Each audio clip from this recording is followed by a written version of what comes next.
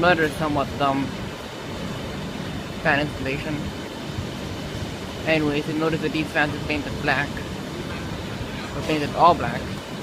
But one other thing I noticed, this one is on a low setting and it's on reverse. And all I can think it could be possibly doing is bringing down the heat from above when it's going that slow. I mean, all ceiling fans do that, but here there's no breeze, which is offsetting that. So this is actually making the place warmer.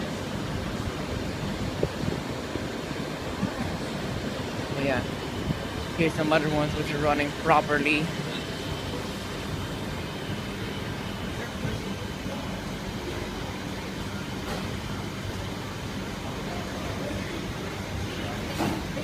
These used to be all white, and then they painted the blades black, and then now I came by, and then the motors were painted black too. Anyways, I have it, thanks for watching.